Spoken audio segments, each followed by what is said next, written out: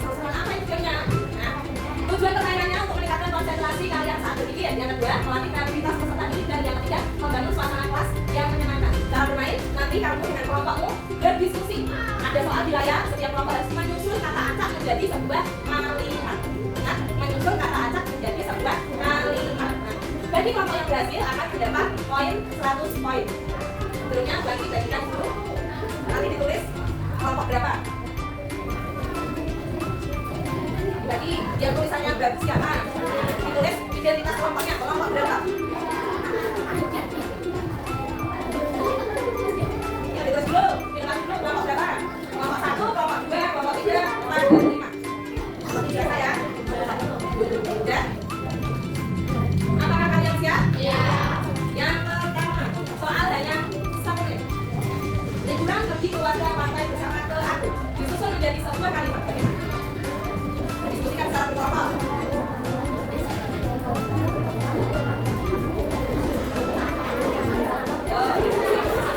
Kita lihat jawabannya. Kita mulai buka ya. 1, 2, 3. Ayo kasih poin 100 poin dulunya. Tulis 100. Salah. Gimana ya caranya?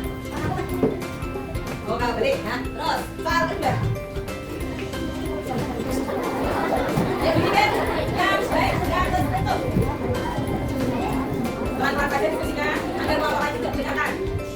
Ya, kita lihat jawabannya. Kita harus belajar dengan baik. Soal ketiga kasih poin dulu 1, kalian betul. Salah ya? Hijau, lapangan, tanah, dan untuk luas.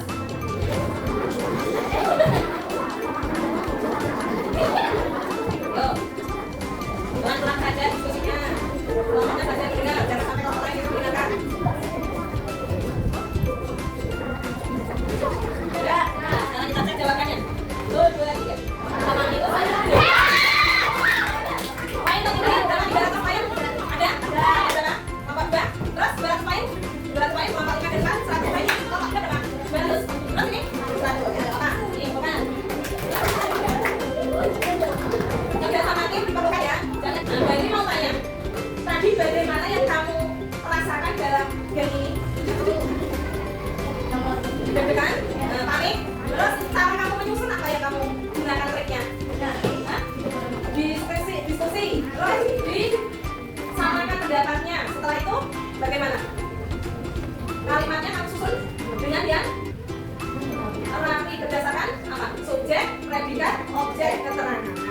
Nanti ini kita akan belajar tentang tujuan pembelajaran kita. Yang pertama, menjelaskan pengertian berpikir komputasional dengan benar. 2, menyebutkan contoh kegiatan sehari-hari yang membutuhkan berpikir komputasional. Tadi ada bermain di pantai. 3, menyusun langkah-langkah sederhana secara logis dan untuk menyelesaikan masalah. Dan pertanyaan, pernahkah kalian bingung harus mulai dari mana saat menyikat gigi atau membuat instan? Coba ditanya, ketika kamu menyikat gigi, waktu kamu di usia masih kecil, belum sekolah atau sekolah kelas 1, kelas 2, kamu bingung nggak dari mana cara menyikat gigi? Bagaimana membuat instan? Udah bisa membuat instan semua? Menyikat gigi sudah bisa? Siapa yang dari? Ada yang bisa kami ada yang diajari bagaimana langkah menyikat gigi yang benar? Menyikat gigi yang benar bagaimana? Nah, itu betul. Aku tidak tahu nama bahasa Indonesianya. Terus, apa lagi? Ada apa? Kesan kita, apa lagi? Sikat gigi, terus siapa kan? Dan kita pegang gigi. Cuci, terus? Ada lagi, tadi udah pegang sikat gigi, sama udah masak gigi. Sikat gigi sudah dicuci, terus gigi? Buka. Nah, kasihkan sikat giginya. Kalau kamu ini instan, bagaimana pertama? Ambil air, terus rebus. Sambil kali. Masukkan ke dalam piring, apa yang dimasukkan? Bumbunya. Terus kita menunggu minyak. Nah, dan kalau setelah masak kita masukkan ke dalam piring yang mengangkut. Lanjut. Mengapa kita perlu melakukan sesuatu dengan urutan yang benar? Kenapa? Harus urut, harus benar. Ada yang tahu? Bagaimana sih? Agar tidak salah. Ada lagi yang bisa? Mengapa kita perlu melakukan sesuatu dengan urutan yang benar? Tadi seperti gosok gigi. Kenapa kok sikat giginya dikasih dulu, dikasih masak gigi dulu? Enggak cuma pegang sikat gigi dan kabel tok. Kenapa harus dikasih dulu? Kenapa tadi merebus mie instan harus dicarakan kompor dulu? Kenapa? Nah, tadi dia tujuan kita tercapai. Kita masukkan gigi untuk apa? Membersihkan mulut, membersihkan gigi. Makanya harus pakai pasta gigi dikasihkan sikat. Pertanyaan yang kedua, bagaimana cara menyelesaikan masalah dengan langkah-langkah tertentu? Bagaimana tadi menyelesaikannya? Nah, dengan urutan yang jelas. Kalau nggak jelas urutannya, ya nggak bisa, tidak sesuai, tidak terstruktur. Tujuan kita tidak akan tercapai. Yuk, urutan menggosok gigi. Si Dodo akan tidur, sebelum berangkat tidur, dia untuk menggosok gigi. Dodo ambil sikat gigi dan botol pasta gigi. Ketika sikat gigi akan dimasukkan ke dalam mulut, si Dodo sadar akan sesuatu yang terjadi. Apa yang terjadi? Dodo kembali. Dodo belum membuka pasta gigi. Dibersihkan giginya sudah dimasukkan ke dalam mulut, tapi pasta giginya belum dioleskan. Apa yang terjadi? Belum membuka tutup pasta giginya dan juga belum meletakkan pasta gigi di atas gigi. Nah, penting sekali dalam kehidupan sehari-hari kita harus bisa mengurutkan langkah-langkah dengan detail dan rinci supaya tadi tujuan tercapai, tidak salah dalam melakukan dan terstruktur. Lanjut, menurut kelompokmu, apa yang dimaksud berpikir komputasional? Tadi ini adalah berpikir komputasional. Menurut kelompokmu diskusikan apa yang dimaksud berpikir komputasional? Berpikir komputasional adalah menurut kelompokmu diskusikan dengan dasar sendiri. Ditulis dulu kelompoknya. Nanti kita akan terus balik menjelaskan sedikit rincian dari berpikir komputasional. Menurut pendapat berpikir komputasional yang bagaimana? Yang kedua, apakah semua kegiatan bisa diubah menjadi langkah-langkah tertentu? Pertanyaannya ada dua ya. Yang pertama, berpikir komputasional itu apa? Yang kedua, apakah semua kegiatan sehari-hari kita bisa diubah menjadi langkah-langkah? Jawabannya bisa atau tidak bisa? Ya, berapa yang lainnya?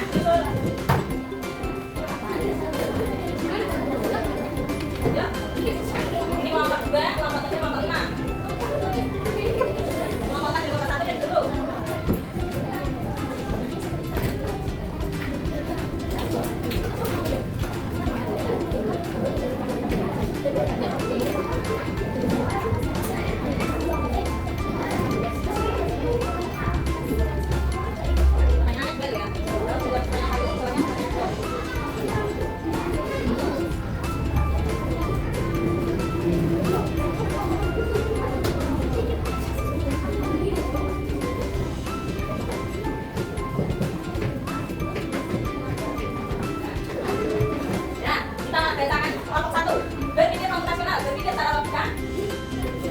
Dan kita terus kelompok B, berpikir komputasional mendapatkan nilai yang bagus dan dipuji auto. 3, berpikir komputasional berpikir dengan cermat, jelas, rinci dan bijaksana. Kelompok 4, berpikir dengan cerdas dan cermat, hampir sama hampir mirip kata-katanya ya. Kelompok 5, berpikir dengan langkah-langkah agar terstruktur. Nah, yang kedua yang mana? Yang mana coba? Nah, yang jawabannya hampir tepat ada di kelompok 1, 3, 4 dan 5 ya. Berpikir komputasional berpikir dengan cermat, jelas, rinci, harus rinci tapi agar tujuan kita tercapainya dan bijaksana serta secara logika. Kalau tidak masuk logika, tadi sikat gigi, pasta gigi, masih dimasukkan pasta gigi, fit. Nah, rasanya fit. Parit, nggak pakai gosok-gosok, bisa bisa ya. Kita masuk. Yang pertanyaan kedua tadi, apakah bisa kegiatan sehari-hari dilakukan dengan berpikir komputasional? Jawabannya bisa ya. Ini kita masuk materi berpikir komputasional. Berpikir komputasional adalah cara berpikir menyelesaikan masalah secara logis, logika. Siapa jawabannya? Nomor 1 ya. Secara logis dan sistematis dengan menggunakan prinsip-prinsip ilmu komputer. Bukan tentang belajar coding saja, tapi melalui cara berpikir yang terstruktur. Layaknya komputer atau proses informasi. Contoh, di WhatsApp punya WhatsApp teman ya. Ada meta AI. Kalau kamu memasukkan kata-kata yang sama, contoh, cara membuat jus. Nah, kalau cara membuat jus kira-kira keluarnya bagaimana? Langkah-langkahnya ya, bermacam-macam tidak akan sama. Dan kita memasukkan kalimatnya tidak jelas. Jus apa yang mau dibuat? Kan cara membuat jus. Nah, harus kita kalau memberikan kalimat harus detail. Secara dia bisa diolah secara logika dan sistematis saja untuk aturan yang terstruktur ya. Kita mau cari tadi cara membuat jus apa? Jus jambu, mangga, apa jus sirsa, apa jus jeruk kan beda-beda cara membuatnya. Kalau jus sirsa kita harus memisahkan biji-bijinya kan. Kalau jus mangga kita harus mengelupas, terus dipotong mangganya. Kalau sirsa apa harus dipotong? Atau dibuka, terus diambil biji-bijinya. Kalau strawberry beda lagi, kita langsung masukkan strawberry-nya mentah, lalu dikupas-kupas kan. Nah, beda-beda. Inilah cara berpikir komputasional. Yuk, sekarang kita menonton video. 4 metode berpikir komputasional dapat saja disimak. Pertama di bawah sisi, pengenalan pola, abstraksi dan algoritma. Ingat ya.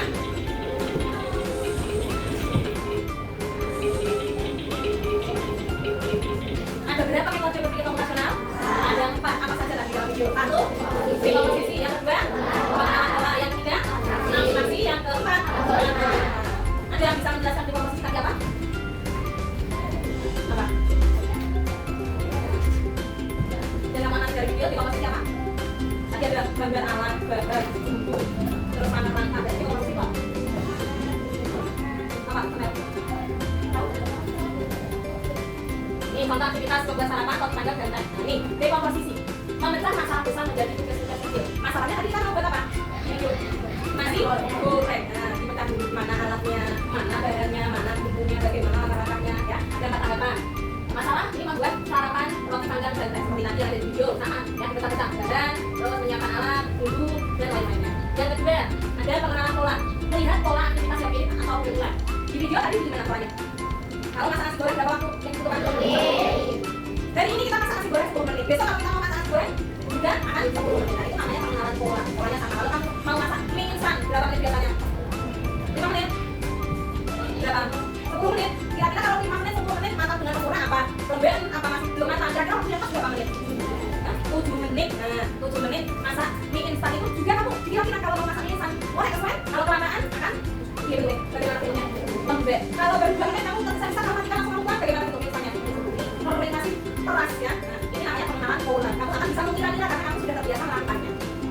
ketiga, atraksi. Atraksi mencari informasi penting, mengabaikan detail yang tidak diperlukan. Fokus pada hal penting. Yang penting urutan langkah bahan utama, alat utama yang bisa diabaikan. Warna piring, jenis pemanggang atau kompor, terus mereknya apa. Tadi contoh nasi goreng. Kamu membuat nasi goreng. Nanti memotong bumbunya apa saja toh? Bawang merah, cabai, bawang, cabai, terus apa lagi? Kecap, apa? Nasi, telur. Nah, kamu ketika mengiris bawang putih bawang merah, tiba-tiba kamu berpikir, ini pesonya padahal tidak ya? Itu yang benar, yang penting apa enggak? Menyangkut tentang cara membuat nasi goreng apa enggak? Pisau itu tadi. Tidak penting, tidak usah dipikirkan. Nah, membuat yang tidak penting. Terus kamu ketika memakai kompor, tadi merek kompornya. Kompor semua kompor bisa nggak dibuat untuk memasak? Bisa, tidak perlu dipikirkan mereknya. Aku pengen masak nasi goreng pakai kompor tunai, pakai kompor apa lagi? Merek kompor tidak usah dipikirkan. Semua kompor bisa digunakan untuk memasak. Itu hal yang tidak. Ini tadi aplikasi membuat yang pemikiran tidak disingkirkan, tidak perlu. Ya. Yang keempat, algoritma. Menulis urutan langkah yang logis dan sistematis. Algoritma membuat sarapan tadi, membuat nasi goreng apa saja? Menyiapkan bumbu terus dipotong-potong, menyiapkan bahan-bahannya ada. Ya, terus alat-alatnya dan kompor serta penggorengannya. Setelah sudah siap, kita masukkan panaskan minyak. Terus dimasukkan ke dalam minyak diosang, asreng. Sampai bau-bau atau tidak? Bau sampai bau-bau. Kenapa sampai bau-bau? Ini sudah pulang. Kenapa baru? Bau-bau adalah kalau bumbu sudah matang, baru siap untuk dimasukkan telur, tambah telur, tambah sosis. Setelah itu baru si kecap, langkah-langkahnya. Dari keempat tadi ada berapa saja? Ada apa saja? Yang pertama, dekomposisi, pengenalan bola, waktu, ya, terus abstraksi, membuat yang tidak penting, terus ada lagi algoritma, menulis langkah-langkahnya, ya. Sudah paham ini tempatnya? Nah, ini bagi punya LKPD dikerjakan secara berkelompok.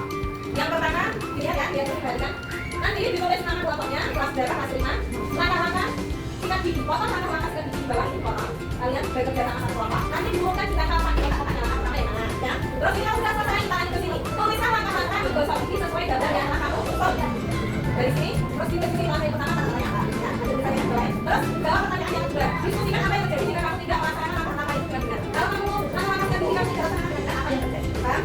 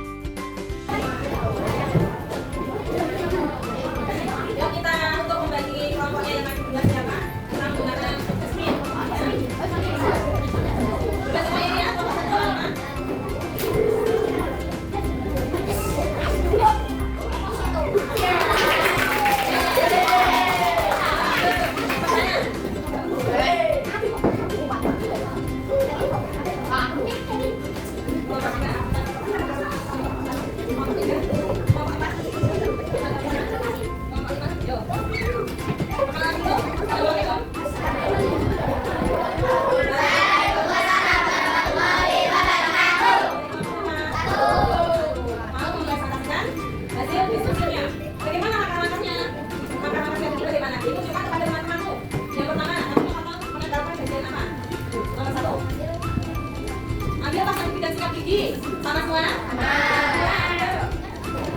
Sikat dengan gerakan naik turun. Sama? Ini sama ya mana? Sama kelompok. Kalau kalimat itu yang beda? Kelompok beda. Terus yang beda? Gunakan gerakan pemutar. Sama? Lanjut. Tiga permukaan di atas. Lanjut. Tiga permukaan di bawah. Lanjut.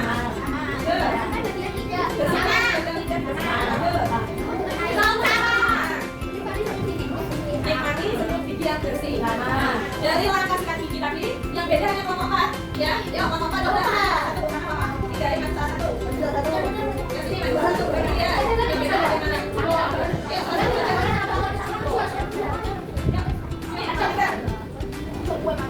Yang beda kelompok 2, kelompok 2. Ya, kelompok 3, gila yuk. Ini yang beda yang nomor ambil. Ini,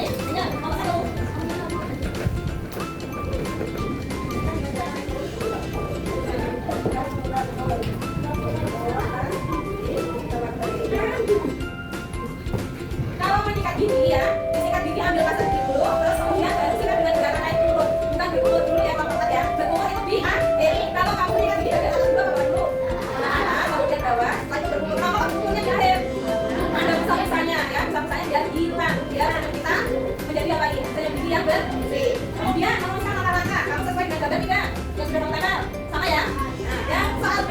Apa yang terjadi jika kamu tidak melaksanakan langkah-langkah itu dengan benar? Apa yang terjadi? Sama jawabannya, rusak, sakit gigi, menguning, terus apa lagi? Menguning, terus apa? Ada bau busuk itu masuknya ke sakit. Ya, jadi sama. Untuk penyebab apa? Akibat dari tidak melaksanakan langkah-langkah dengan benar akan sakit gigi menguning, terus gigi berlubang, sama-sama. Intinya sakit gigi. Untuk langkah-langkahnya perlu kita betulkan. Jadi bisa kita kali kita tulis kelompok 1.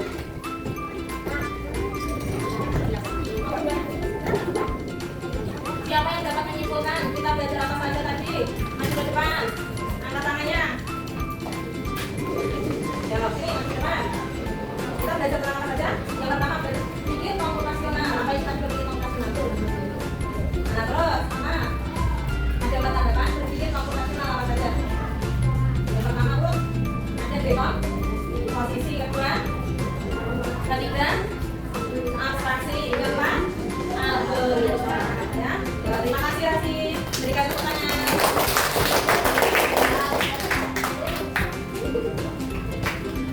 Ternyata dari pembelajaran ini ada manfaatnya. Apa manfaatnya Bu? Yang pertama, meningkatkan kemampuan problem solving, memecahkan masalah. Tadi ada masalah, kamu diberi masalah, kamu bisa memecahkannya secara kelompok bersama-sama. Yang kedua, melatih logika dan analisis. Kamu logika menganalisis. Habis ini apa ya? Kalau habis meningkat gigi tidak diumur-umur, tidak diumur air bersih, otomatis ada usahanya. Berarti logikanya kita bermain di situ. Yang ketiga, membiasakan berpikir terstruktur sesuai langkah. Yang keempat, mempersiapkan diri untuk dunia teknologi dan digital. Besok kita belajar tentang coding dan kecerdasan artifisial untuk menghadapi globalisasi, digitalisasi ya. Yang apa-apa semua sekarang tentang komputer, tentang laptop, tentang Chromebook. Kan besok akan AN, belajarnya apa? Chromebook. Belajarnya pakai apa? Aplikasi apa? Ada simulasi AFBK, terus ada Quizzes ya, pakai Quizzes. Nah, itu masuknya di bidang ini, digitalisasi. Materi kita pagi ini sudah paham semua? Sekarang kita kerjakan ini, asesmen formatif, dikerjakan sendiri-sendiri. Tapi sama seperti yang tadi, tapi ini dikerjakan secara sendiri-sendiri.